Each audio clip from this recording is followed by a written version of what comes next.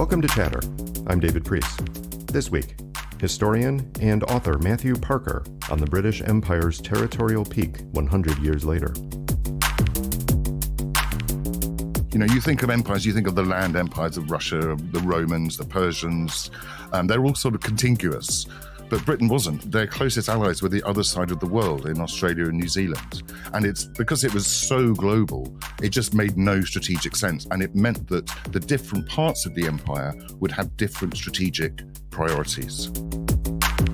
Lots of the certainties that the empire had been built on, this sort of, manly virtues, all of that was in tatters after the First World War. The idea of white supremacy is a key part of the empire. It justifies it. Why are we here? Why are we running these people's lives? Because we're better. And that's the excuse to be there and be in charge and ordering people around.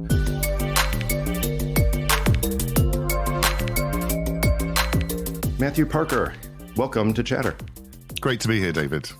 I'm especially glad to talk to you today because we are combining two of the things that we love to do on Chatter in our many conversations.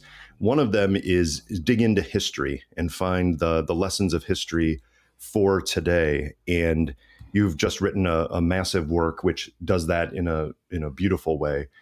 But we also love to talk about pop culture around national security issues. And those two don't often overlap. But you've also written a book called Goldeneye about Ian Fleming's residence in Jamaica and used that as a window into Jamaican society and politics, as well as into understanding Ian Fleming and the James Bond franchise. So in a sense, you are the perfect guest for this podcast. I'm putting a lot of pressure on you now. I'm delighted to hear it. Yeah. Well, the key for today is your new book, One Fine Day, which you subtitle Britain's Empire on the Brink. And it is centered around, although not limited to, one day in September 1923.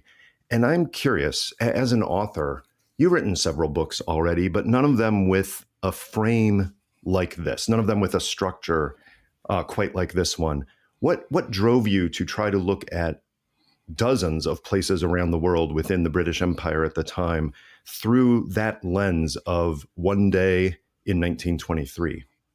Well, I think, as you said earlier, I have written, this is actually my seventh book, and they were all fairly simple narratives that, you start building the Panama Canal, you finish building the Panama Canal, you start a battle, you finish it. And certainly part of the motivation was just wanting to do something a bit different. And sure. I was very, very surprised when I discovered that it was only 100 years ago that the British Empire reached its maximum territorial extent on the 29th of September 1923. So that was the sort of the pinnacle, the zenith, which is, of course, at the same time, the beginning of the decline. And one thing that I think it's really important when looking at the British Empire is understanding just how incredibly varied it is. You've got some places that are deserts, you've got snowy wastes, you've got teeming cities. At the same time, you've got some societies that are basically in the Stone Age and some which are civilizations much older than anything in the West. Right. And by sort of traveling with the rising sun from the Pacific across Burma, India, Africa to London and the Caribbean, Canada, that contrast, that amazing variety is really foregrounded, because at one moment you're talking about the Canadian Prime Minister, and another time you're talking about someone who is a religious leader in a jungle of Papua, and these events are happening simultaneously. So I think it really hammers home that point about the huge variety, which of course means the incredible danger of generalizing about any of this empire. I'd love to drill down on a few of those issues there. So first, Matthew, where did you grow up and where did you go to school? Well, I was born in El Salvador and lived there for a couple of years. And then we moved to Sussex in southern England. When I was 7, my family moved to Norway. My dad worked for Shell all his life. And so he was posted all over the place. And then when I was a teenager, he was sent to Barbados for 4 years. And it was a kind of sort of almost at the end of a career sort of, thank you very much posting. It was, of course, absolutely. There are worse places, yes. There are worse places. I was actually at boarding school all this time from a very young age. So I sort of, I experienced it as a holiday. And for the first few years, you kind of think, this is absolutely fantastic. The beach, the rum, the music, the sunshine, the water sports. But then after a while, you don't get bored of that. But you just sort of look around, and I found myself asking, what is this place? This it's a tiny island, as you probably know, 20 miles by 10 miles. And it's got over 200,000 people living there. It doesn't have any natural resources to speak of, apart from maybe its beaches for tourism. And it's just, it's one of these just counterintuitive places. Yeah. And I was actually looking back over all my books, and they're all really about counterintuitive situations. And Barbados is one. And then, of course, you drill down into the history, and you discover, amazingly, that in the 17th century, this was the most important place in the whole of the world. It was the richest, most important place, exporting more than all of the Northern American colonies combined, fought over. It was a sort of hinge of history, a cockpit of all the European rivalries. And this is this tiny little place in the middle of the ocean. And that really interested me in imperial history. And so I wrote a book about the building of the Panama Canal, which, of course, the American canal was built almost entirely by Barbadians. Something like half the working population of Barbados went to Panama to build the canal for Roosevelt. And then I wrote about the rise and fall of the sugar empire across the Caribbean. And it also, the other thing about being a sort of expatriate Shell family, there's something quite, sort of looking back at it now, there's something quite sort of neo-colonial about it all. It's the sort of, my dad comes in, he's the boss. At that point, they Shell sponsored the inter-island cricket match, the cricket matches, which is obviously huge in the Caribbean. I don't know if you're a fan at all, but he would he would be the white guy in a suit giving out the sort of man of the match check, amongst all these black people. We had maids in. We lived in an old plantation house. We had maids in uniforms. And, I was only there for holidays, but I really didn't get to know any black people at all, which is, looking back, is heartbreaking. We just hang around with the kids of the other expats, all the endless visitors from England. So it's empire's sort of in my blood, and sort of addressing some of those issues has been a big motivation for writing both about the Caribbean and about the wider empire in this new book. And that does make sense, having read your books, because that comes out, that contrast between the British, even the British, colonial office officials who are there talking about the benefit to the peoples and bringing them up into civilization, but in many cases not really interacting with them on a social level. That contrast comes out in many ways. But I asked about your background because you mentioned that it was a surprise to you that the territorial peak of the British Empire was around 1923. American education, of course, is different, and I don't know what education about the empire comes through in a traditional British upbringing. But in our case, I would say probably if you asked 100 Americans on the street, when was the territorial peak of the British Empire? I'm betting most of them would say the 1770s, before the American independence. And after that, the British Empire was clearly in decline because America was on the rise. And when you look at world maps and you study the history, you realize, well, that's not really the case at all. It's just a very American point of view that everything revolves around the growth of the United States of America. You tie the 1923 territorial peak of the empire also to the Imperial Conference, which I believe was in the fall of 1923. Is that right? Yeah, on the actual day. I tie as much as possible to this actual day, the 29th September. Right. Talk about that Imperial Conference. What was it, and why was it so telling that at this exact moment, when the empire is at its peak in some ways, not all, that the views being expressed at this conference and the very idea of the empire was changing? Yes. The imperial conferences happened every sort of 2 or 3 years, and they took the form of the prime ministers of the dominions, which is basically the white settler-dominated parts of the empire, South Africa, Canada, Newfoundland, which was still separate at that time, Right. Australia and New Zealand. And during the First World War, the Indians were invited as well, but only as very junior sort of members. And they would get together and they would there'd be a lot of socializing. They would be shown they would go and see the Grand Fleet as it sailed past on a sort of parade. And they would sort of discuss issues to do with things like shared foreign policy or shared economic cooperation, communication. But the one in 23 was different because Britain was economically in a very bad place, largely as a result of the huge expense of the First World War and other issues as well. And there had also recently been a lot of division between this is the sort of the big white top table of empire, and they were all falling out with each other for several reasons, partly because of Japan and what was perceived as this serious threat from an emerging Japan. And Britain had historically had a treaty with Japan, which sort of guaranteed sort of peace between the two countries. But American relations with Japan were at an all-time low. There was rivalry over business interests in Siberia. There were accusations that Americans had been inciting revolt in parts of the new Japanese empire because Japan was expanding. It had taken on Korea, Taiwan, parts of China, and Siberia. And this was a great rivalry. And the other big factor was the extreme displeasure with which the Japanese leadership saw the treatment of Japanese people in America, particularly on the West Coast. There'd been over 100,000 people, Japanese people, had migrated to California and elsewhere on the West Coast between sort of 1901 and 1908 or something like this. But in 1907, the Asian Exclusion League had been formed with a demand to keep America white. And this is by no means unique. Canada, New Zealand, Australia all had these overtly racial immigration policies.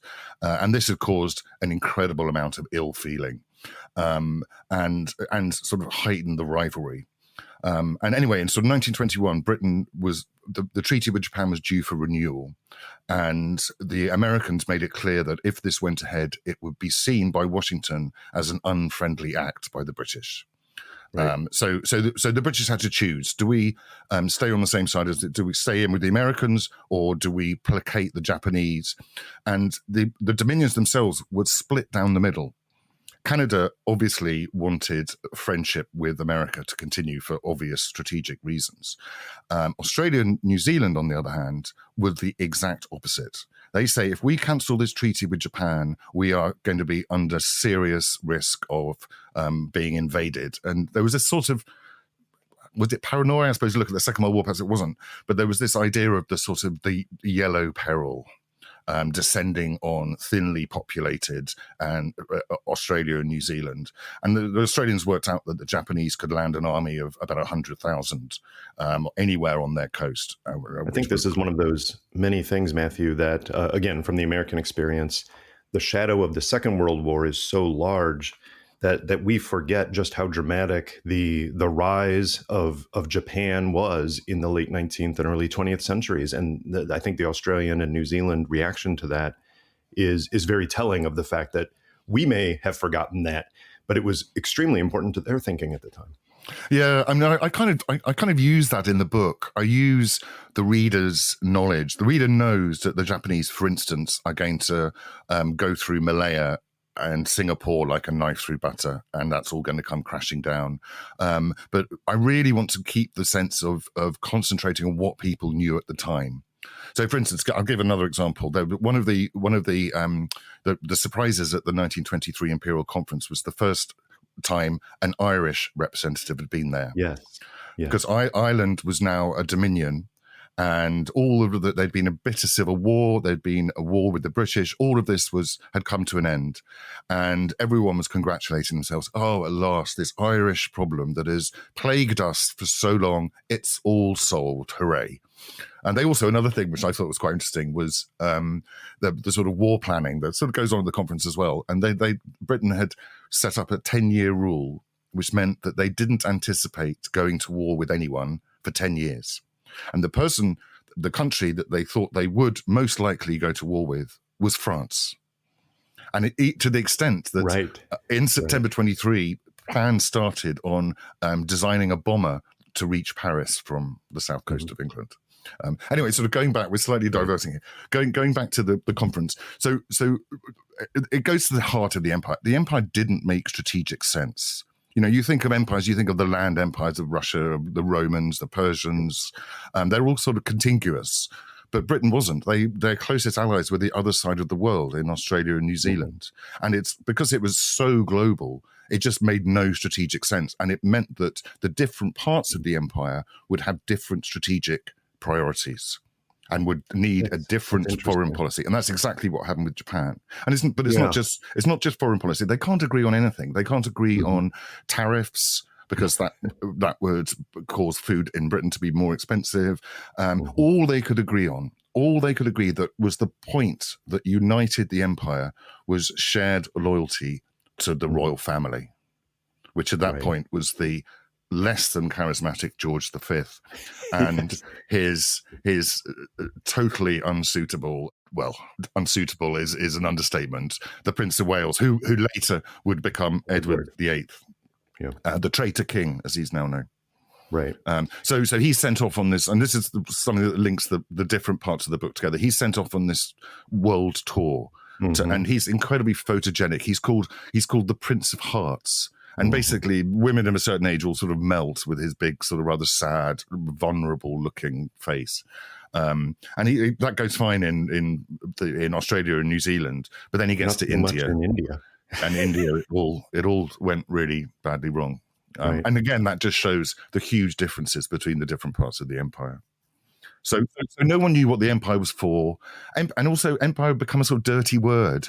You know, before in 1914. There's hardly anywhere in the world that isn't part of some empire. There's like 14 empires. At the end of the First World War, so many of those have crashed down. You know, and Woodrow Wilson, the villain of the piece for many sort of defenders of the British Empire, is talking about self-determination. So it seems to everyone that the age of empires is over. It's old-fashioned, and there's new political sort of systems that are more suitable for the modern day, whether it's democracy, whether it's communism, whether it's fascism, but the nation state rather than empire. So this is why these are the cracks that you can see in the foundations. Right. And of course, now we do have the benefit of hindsight of seeing how those cracks expanded into massive fissures that define the world today. But as you said, at the time, they did not know that. They were struggling with which of these factors matter and which don't. One of the key hinges was, of course, the Great War, the First World War itself.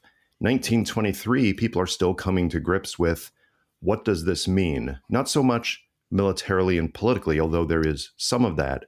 But what you explore best, I say, in this book is the cultural and social implications that derive from those military and strategic issues, such as Canadians and especially Australians speaking out against supporting relatively small British military efforts in 1922, 1923, that 25 years earlier, it would have been virtually unthinkable for these people to speak out in the form they came about supporting British foreign policy. And 25 years later, we would completely take it for granted. But the First World War spurred this idea that we in the dominions and territories have contributed so much to this great effort. And now London keeps coming back to us asking for more. They want us to send our young men to Turkey. And for what? And that sense is really dramatic to me, that the influence of those contributions to the First World War very much changed their willingness to speak out against some British foreign policy endeavors in the early 1920s.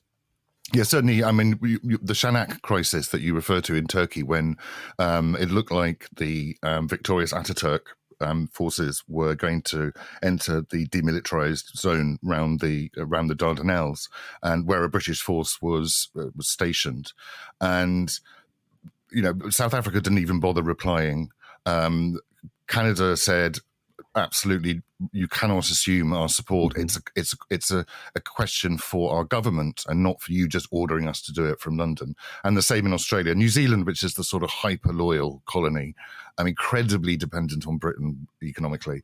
Lots of people rush to volunteer there, but elsewhere, it's a huge change, as you say, from 1914, where George V declares war on behalf of the entire empire, and the war had created huge hardship.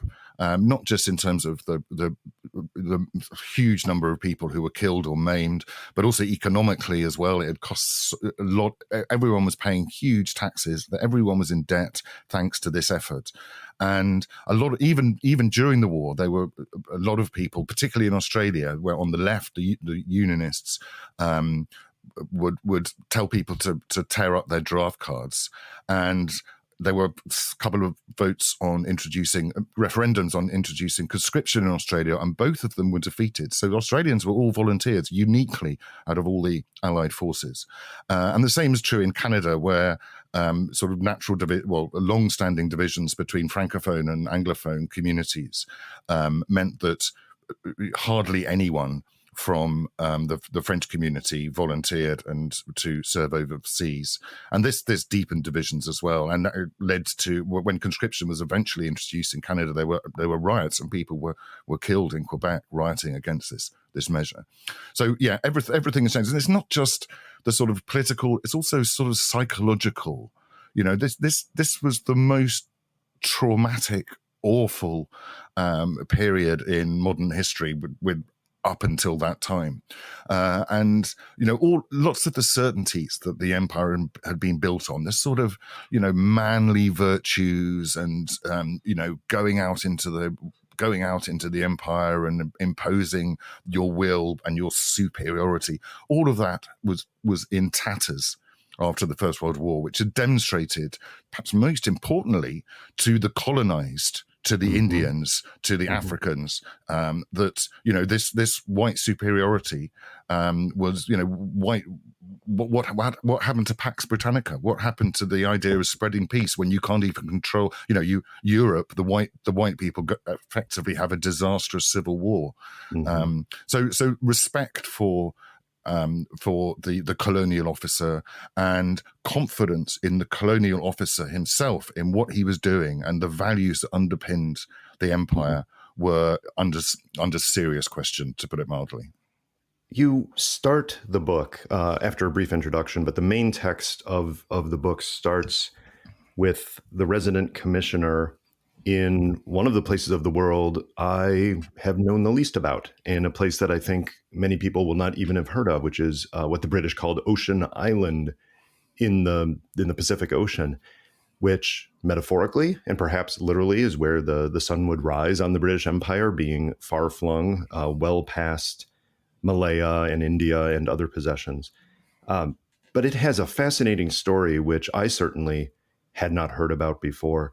Talk a little bit about Ocean Island, why it was considered so strategically important to the British, not because of its location as much of what the island was made of, and how it really, you chose it for a reason to start. And it's not only because of its physical location, it's because it captures so much of this tension between the colonized and the empire at this height in 1923.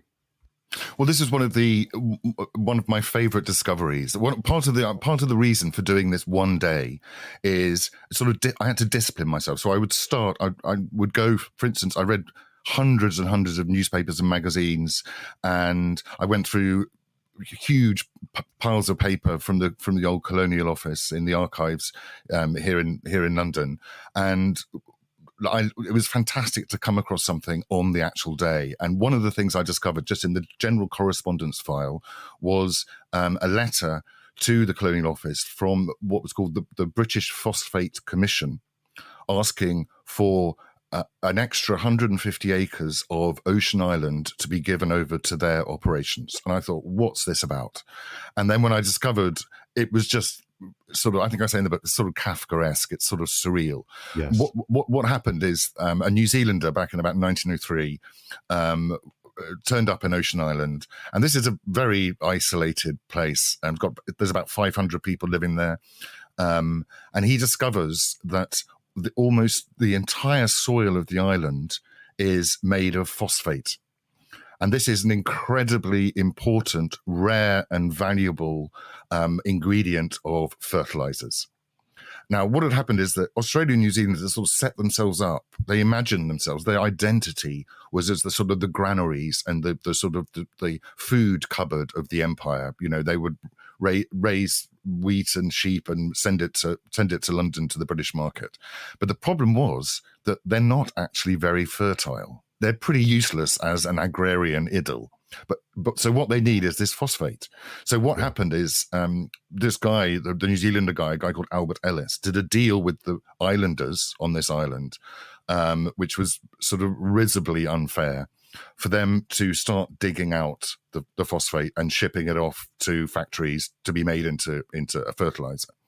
And for a while, this all seems okay, but then the sort of penny drops, both for the islanders and for the resident commissioner, who is the sort of the colonial office's person on the spot. So he's not part of the company; he's the civil administrator. They realise that what's happening is the actual physical body of the island is being shipped off forever, leaving just a desiccated coral wasteland where nothing's ever going to grow. Yeah. And the islanders are going, well, hold on, we've lived here for like 2,000 years. This is our ancestral home, and you're physically removing it. And the British official finds himself in between these incredibly conflicting interests. The company wants to make money, and the wider empire as a whole need the phosphate for what seems like more important things than just these 500 islanders. But at the same time, the British officials can see what's happening. They can see that the islanders they're going to have to basically be shipped off somewhere else, which they certainly don't want that to happen. And some of them actually side with the islanders, and they complain to the colonial office, look, you've got to stop this. This is just ridiculous. That you're abducting a homeland. But the phosphate interest had quite a lot of powerful friends, it would appear, in London. And these officers who took the side of the islanders find themselves posted away to, well, the worst place you could go, the Falkland Islands, which was the empire's most dismal posting. And so there's this, and you're right, it sort of sums up a lot of the issues in the rest of the book. They're these incredibly conflicting interests. And often the British colonial official would find himself in an impossible situation where he has to sacrifice either his integrity or his career. Right. What it said to me when I was reading this, and I also got the audiobook and got to hear it read, which is a wonderful experience for this kind of history as well.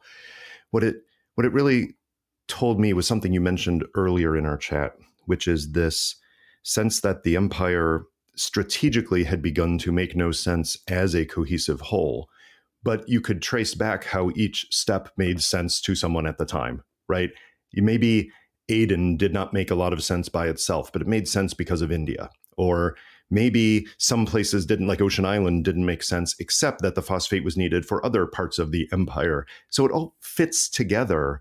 But because of the colonial office and others looking at this from, in a sense, that interrelated perspective, you really did lose the interest of the Banabans, the natives who resided on this island, and for whom and to whom the rhetoric was being directed of, we are helping you, we are lifting you up into a better civilization by being here as your resident commissioner. And that quite objectively was not the case when the very island they lived on was being removed. Hold on. In some way, it's always more complicated. There's always nuance to this. And in some ways, Ocean Island is incredibly dry. And on several occasions, people had turned up. The first people in that area were American whalers in the 1820s. So that's the first contact with the outside world that these remote islands have.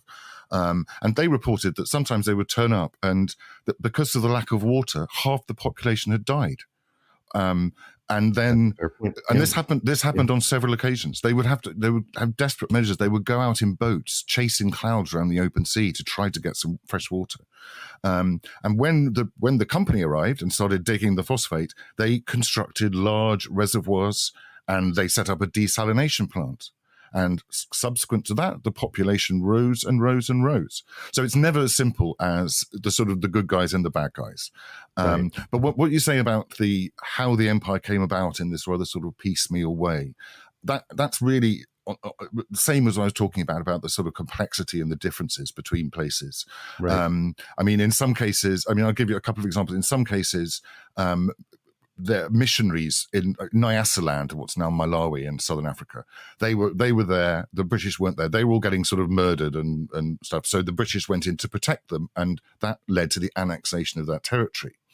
And a completely different example would be the Pacific that we've been talking about. This is obviously there's a lot of Pacific islands, and what had happened. The whalers had turned up. They'd brought disease. They'd brought guns and general sort of mayhem. These guys aren't, they aren't the most sort of straight and moral people. They're adventurers. We've all read the novels, and then other people become sandalwood traders would come and they would cause deliberately sort of wipe out an island so that they could have free access to this incredibly valuable wood. So the annexation, which happened in the 1880s, of those islands was to protect the islanders from the European traders. Right. And the same with New Zealand, where the Maoris were getting wiped out, and the British annexed it in order to protect those local people. Or that was the argument. The one reason that comes up again and again is to stop the French. Mm-hmm.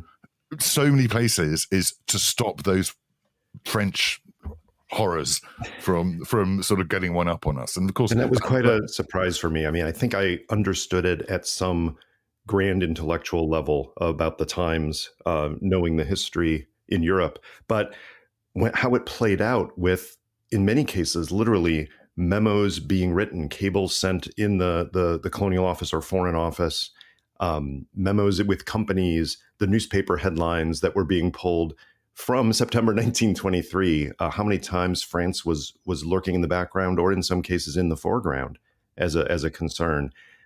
It was fun, I will say, to read and to hear as you're telling the story. Right, the backstory to September of 1923, of something to do with Gandhi or something to do with Malaya, and then all of a sudden you pull a quote from a newspaper article from that date in 1923. It must have been remarkable once you realize that there was not a literal gold mine, but about as close as you can get to it as a researcher, for the amount of things that we're telling on that very day to expose these stories for what they were. Yeah, I wonder if you picked any day in history and you could sort of dig, or dig widely enough. This is newspapers are an incredible resource. This is newspapers' golden moment. Radio is in its infancy. There's obviously no telly or internet or anything like that. So hundreds of newspapers are being published all over the empire, and you can learn so much from them. Even the adverts are really interesting. I spotted in Malaya that all the adverts for beer were for a Japanese beer, Asahi. And I thought, well, why is this? And then I looked at the trade figures and realized that Japan was actually trading more with Malaya, the British colony, than the British were. Malaya is the richest colony in the empire by some distance. And they're only 17% of their imports come from Britain. So what's the point of having that in your empire if they're buying stuff from the Japanese and the Americans, who, of course, are making huge strides in terms of taking over the commerce of the world? And people seem to be realizing this in different places, right? I seem to recall you found in several different parts of the empire, people were raising this point of, so what exactly is the benefit of being part of this empire now, in a way that may have happened before, but probably much less often?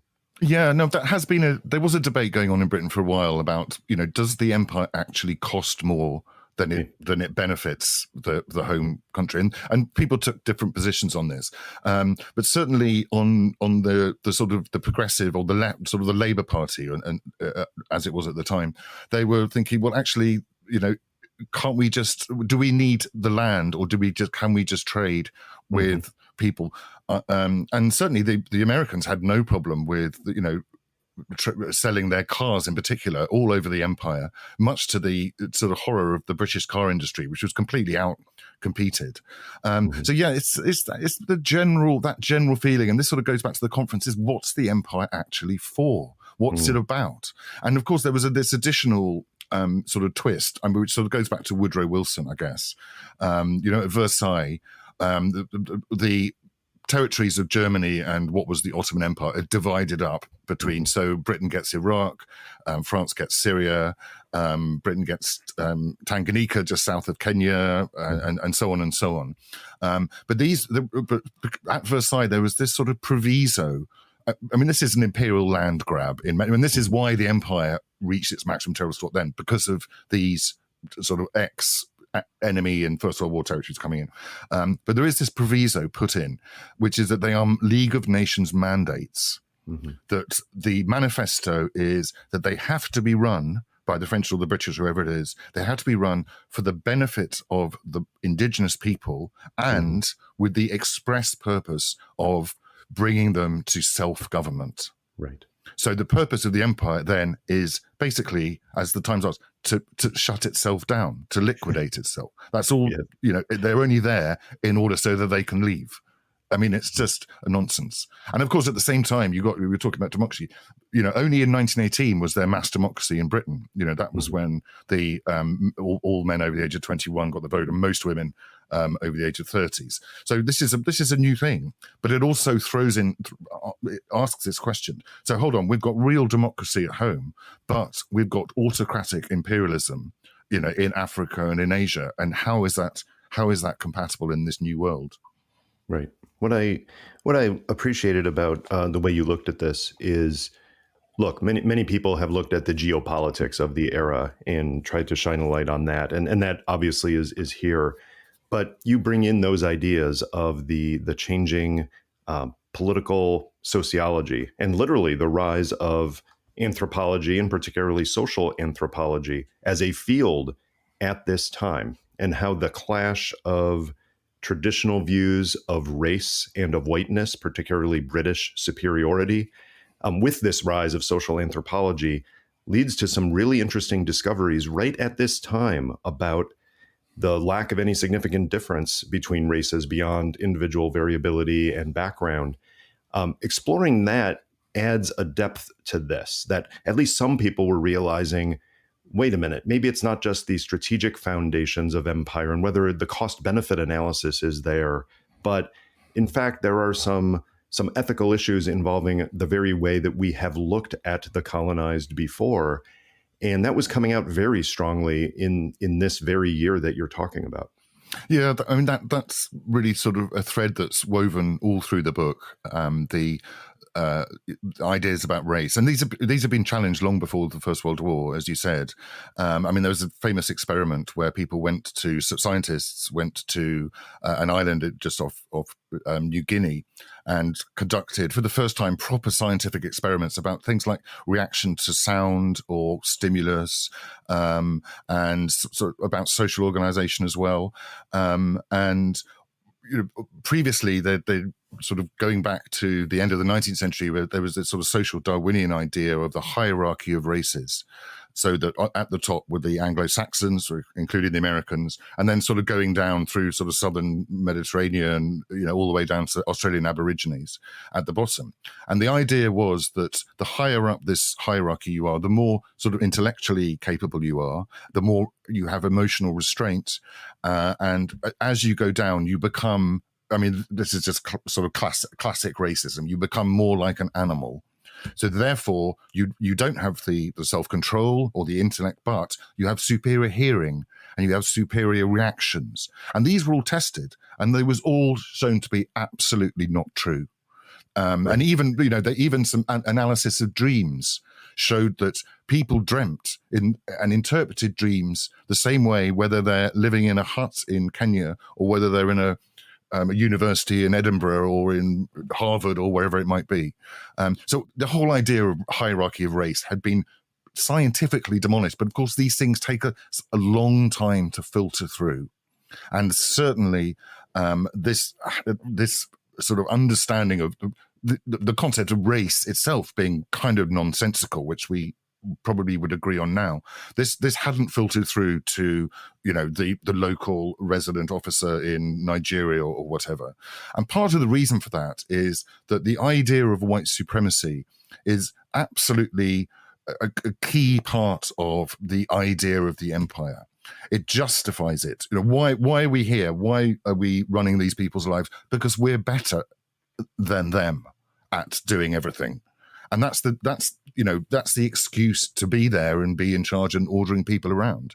And if you take away the idea that white people are sort of inherently superior, which had been challenged, then what right does that guy have to be telling that guy to clean his hut or to look after his cows differently? And the same is true. Flip side, I'm very much in this book wanted to bring in as many voices from the colonized people. I didn't want it to be another book about sort of pith-helmeted English people behaving well or badly or whatever. It's really not about that. It's stories from all parts of the empire and all different sides in the power relationship. And things had really changed. And the First World War has an influence on this as well. But people had sort of particularly non-white people. And there's a fantastic quote that Norman Malley liked to use, who became a Jamaican, who became their first prime minister, said that the British Empire and the government depends on the carefully nurtured sense of inferiority in the governed. So the minute the governed have to feel inferior in order for the whole thing to work. And there's various ways this is done, education being obviously a big part of it. But this was changing, and all over the empire, groups would be getting together to try to reinstall some sort of pride in their race or in their local culture. I mean, the most famous one is, of course, Marcus Garvey, who is just been released from Tombs Jail in New York on the 10th of September, and he was straight out on the attack again against the French and British empires, and of course, a lot of the terrible things that were happening in the United States at that time. But his big message was, you can be black and proud. And, African culture is as valid as Western culture. And his magazines, unlike a lot of the other black magazines, would never have adverts for hair straighteners or skin bleachers, all of that stuff. He said, we don't need to be like the white person. We've got to be proud. And this had a massive impact. And lots of other people are investigating those same ideas, setting up groups, whether they could be just literary clubs or societies, bringing back indigenous art and literature. And often these would then sort of transmute into anti-imperial nationalist groups. And we can see this in 23, this process happening, which, of course, the next generation would lead to independence for India and then Africa and everywhere else. What surprised me in a positive way, and you reminded me of it when you mentioned Marcus Garvey, is whether it's Marcus Garvey who was most focused on West Africa, or whether it was Gandhi most focused on in India, but how much they were listening to each other, reading each other, pulling on each other's ideas, citing each other privately or publicly. I think some of that is lost in history because most people think, well, a time before most of us even had parents who were born, in some cases grandparents who were born, they couldn't communicate back then. It wasn't the same as now, where you can send an email or we can talk from across the world instantaneously. But there was a real dialogue going on between many of these people who were realizing these things around the same time, taking action in these various parts of the empire around the same time, and creating this, this multiplier effect that, like you said, within a generation led to independence for the vast majority of these territories. Yeah, there's certainly a network, a sort of anti-colonial network, and the example of Ireland inspired India. This Indian National Congress inspired similar movements which were establishing themselves in the early 20s in West Africa. And as for Garvey was he was a fantastic showman. And really one of the most extraordinary characters that I've ever sort of, researched and come across. And he was fond of sending telegrams he sent a telegram to the Irish Republican leader saying, on behalf of 4 million Negroes, I congratulate you on and he said he did the same to Gandhi as well. Mm-hmm. But he also had a newspaper, the Negro World, which had mass circulation. And it turned out it was all the French colonies, African colonies, all banned it. And in fact, in one, Dahomey, there'd be a death sentence if you were caught with the Negro World. The British were a little bit more, to start with anyway, a little bit more relaxed about it. They didn't want to sort of draw attention to him. But his magazine, his newspaper, with these really strong messages about standing up for and race pride and all of this stuff. They would turn up in West Africa. They'd turn up in Kenya. And I heard a story of sort of, one Kenyan would read an article of the Negro World to an attendant 10 people who were illiterate, because most of the people are illiterate. And then they would memorize these articles and then go running off into the bush to repeat them around, some of the most isolated places. And there was Joyce Carey, a novelist who I didn't actually feature. I do feature some novelists. He was astonished to find coming across in northern Nigeria some African peasant who'd heard about Marcus Garvey and was really excited that he was, in theory, setting up a shipping line, which of course wasn't a success in the end. Am I right that in 1923, Marcus Garvey was kept from getting a visa to go to Africa? Yeah, they did. They pulled out all the stops to stop him. I mean, he thought he was out on bail. He was arrested for mail fraud, and he thought he was going to get away with it. So he planned this huge tour. He toured around America endlessly, raising money and sort of attacking particularly the epidemic of lynching that was happening in the States at this time. But he planned to go to Africa and sort of help them rise up against the French, the colonial overlords. And of course, he had his long-term plan was for Black Americans to relocate en masse to Liberia. But the British, through various, because he was a British subject, so in theory he was allowed to go where he liked, but they managed to sort of tweak a few and even introduce some new laws to prevent him from coming. And in the event, he was rearrested and convicted before he had a chance to ever get to his beloved Africa. One thing that you bring into the story, and it cuts across so many of these different places around the world, is the issue of sport and how the British, consciously or not, were using news about, cricket test matches here and there to make the empire feel more bound together than probably was the case. And I think at one point you found it was just shocking that at least some local newspapers that were being produced were almost entirely filled with sport news instead of actual, what we would call news about politics and other things. Talk a little bit about the role of sport in that British colonial experience, but also why this time was so interesting for it. Well, yeah.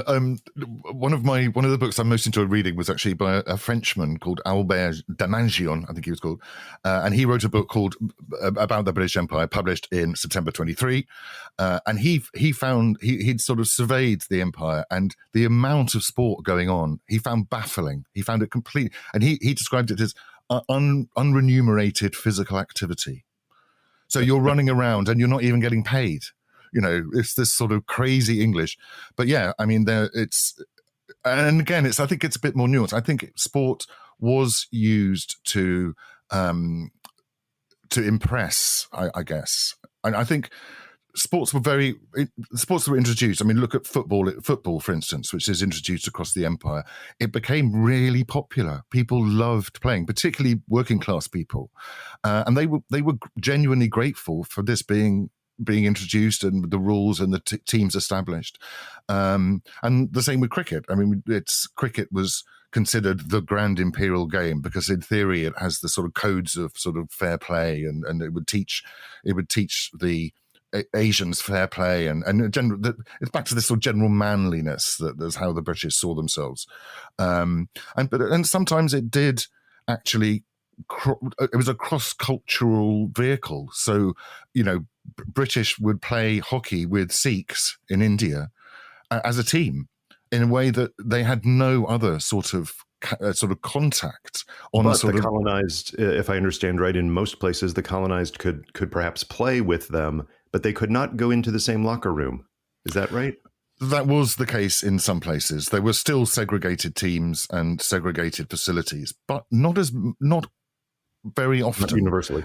And when incidents like did occur, there was outrage on all sides. So it really was a way to for British people, and not just British people, for Tamils and Sinhalese in Sri Lanka to sort of play together. It brought communities together, and in one way, it was sort of flattering to the British that people loved these sports so much and sort of imitated them, if you like. But at the same time, it was an arena for someone who was maybe a junior clerk to get one over on his boss by scoring a goal against him, or so it was to an extent a level playing field, to use this sort of rather apt metaphor, actually.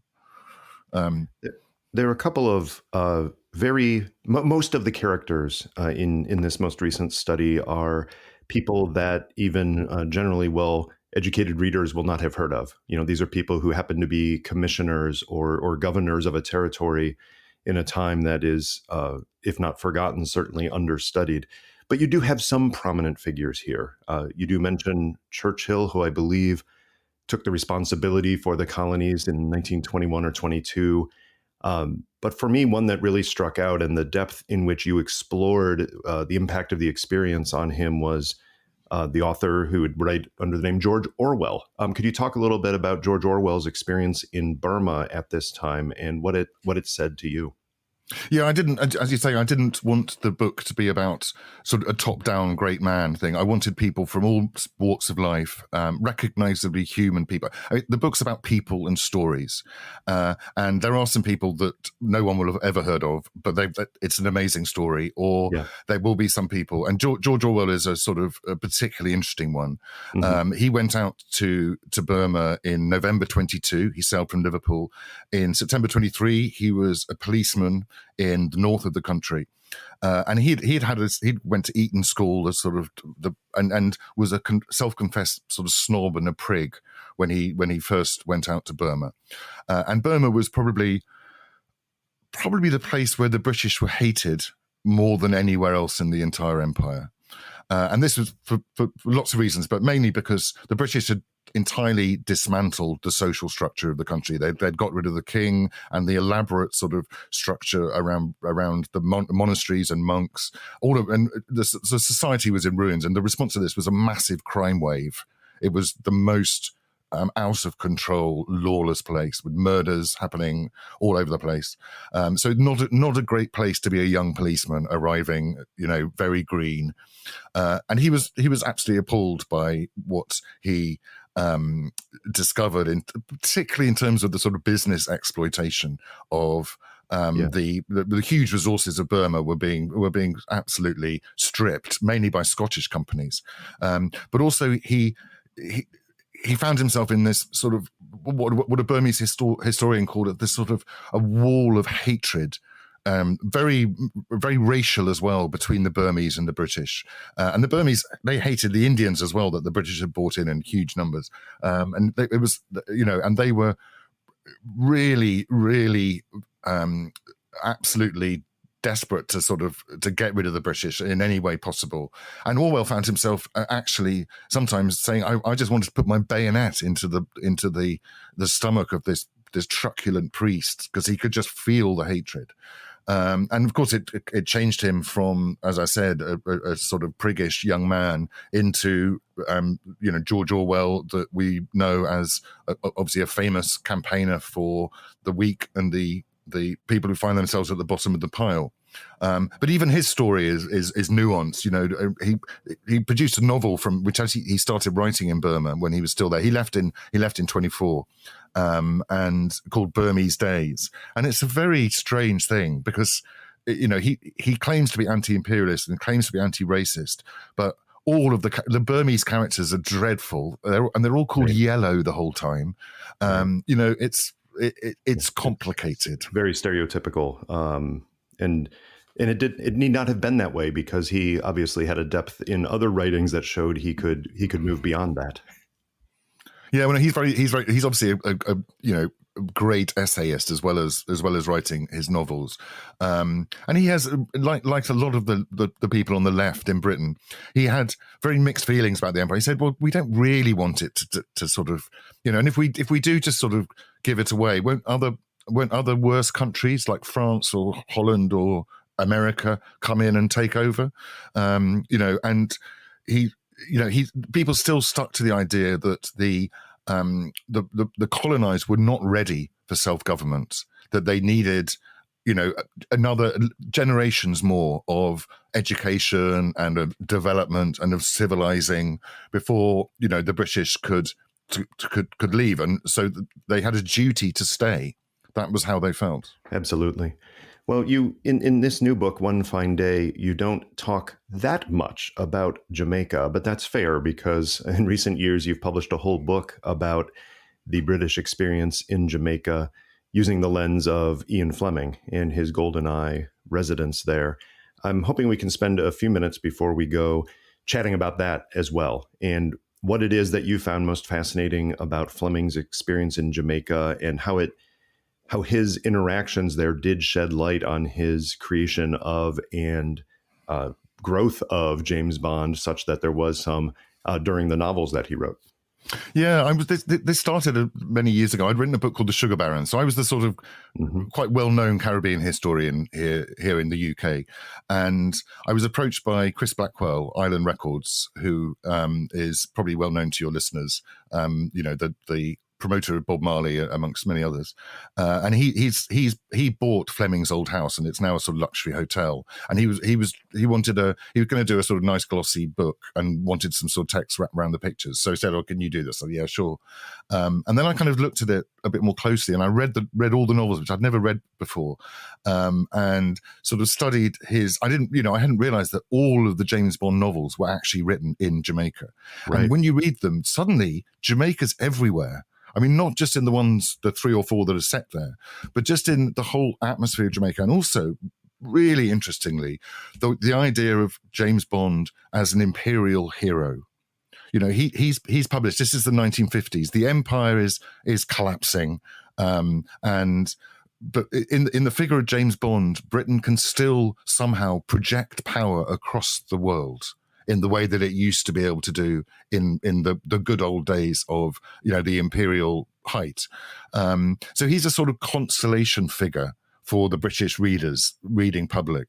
So he's still Britain still got it in the form of James Bond, and then I sort of looked at the context in Jamaica. So it's a really fascinating point in Jamaican history, because when Fleming first went there right after the end of the Second World War, it was a real throwback. It could have been 100 years before. It was a really backward, very undeveloped, very sort of old-fashioned relations. So anyone white instantly had respect and status, for instance, and he loved that. Fleming, who was a terrible, terrible right-winger, he loved that. But then it changes, and you can see it changing in the books as well as they progress. And like elsewhere, we talked about earlier in the Empire in the 20s, people start to sort of question the this white superiority, and of course there's black leadership from people like Bustamante and so on, and the trade unions, and you can see you can see the British confidence sort of crumbling and cracking as it moves towards. And then by the time Dr. No is filmed in Jamaica in '62, it's independent. So it's gone on this really fast sort of curve away from what Fleming originally liked about it into the modern world. And there's lots of other ways in which the Jamaica influences the books. And I just thought it was a fascinating place and quite a nice place to go and research.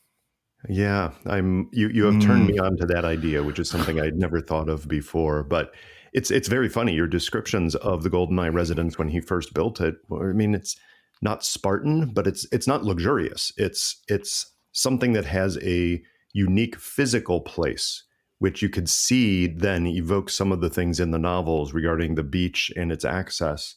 But it doesn't seem as if it's a glorious experience to be there. But the history that's there and the way it's been developed, you've seen it recently. Is this a place that people who have the means should try to see?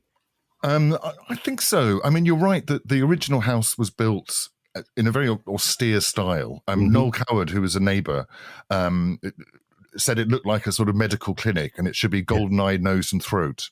And it was, but I mean the beach is absolutely stunning, and you go down these little steps to it, and that's where Fleming spent so much of his time. He'll be out snorkeling or diving, and to think of all of those underwater scenes in the Bond books and films, they're all inspired by his time on the Goldeneye Reef.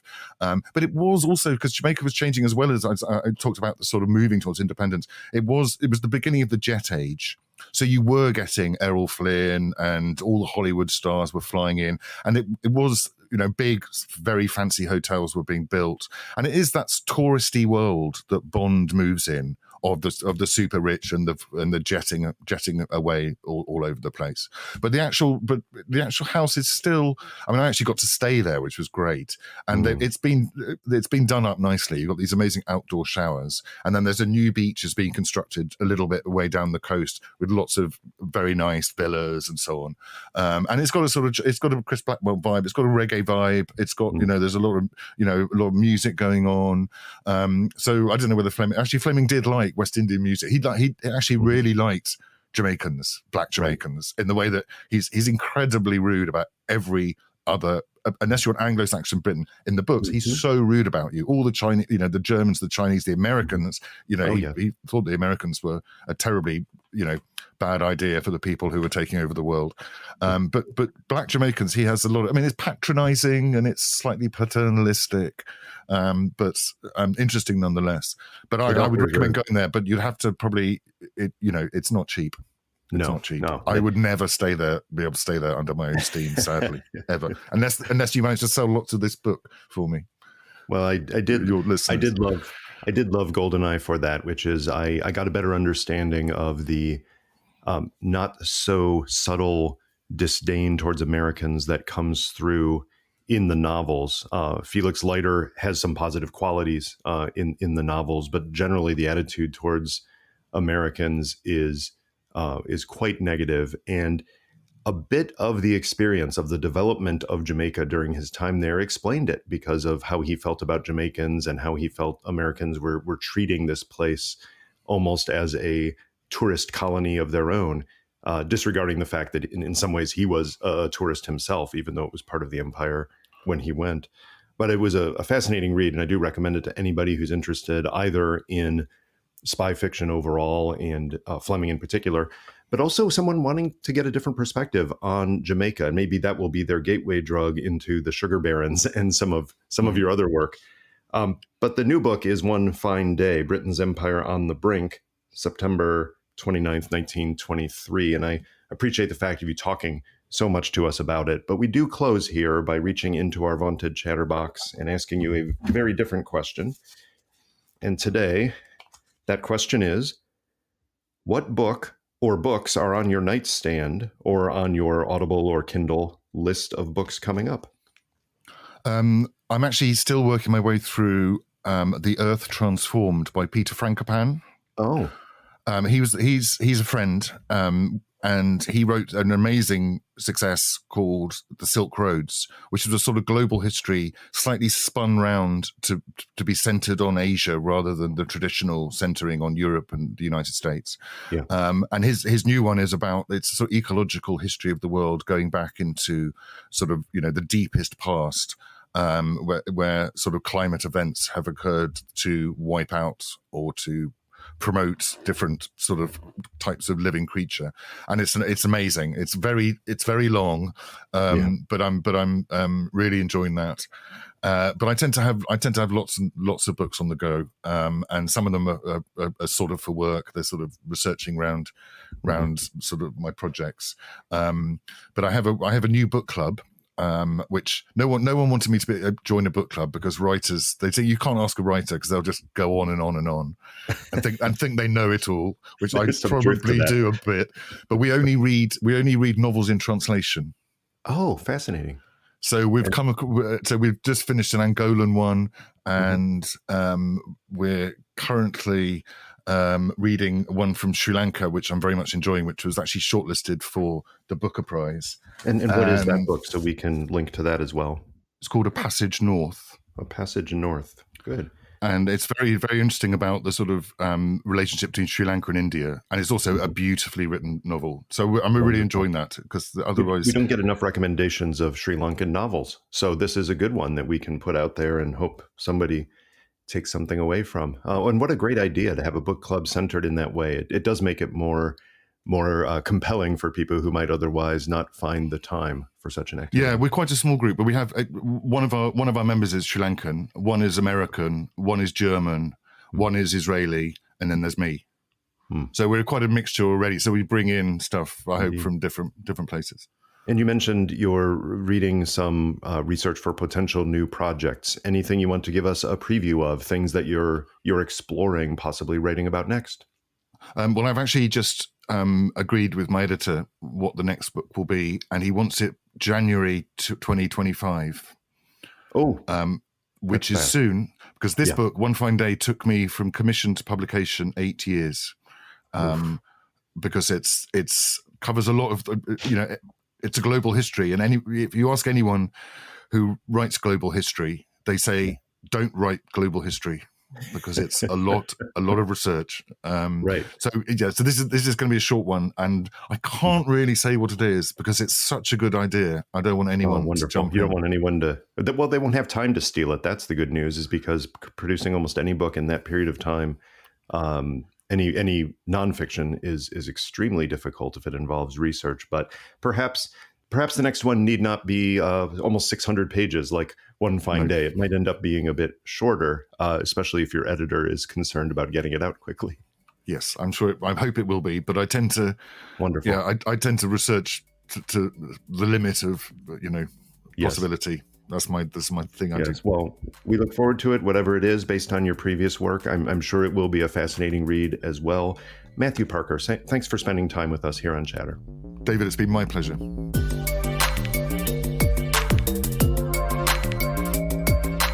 That was Chatter, a production of Lawfare and Goat Rodeo. Please subscribe to the podcast and find us on Twitter at ThatWasChatter.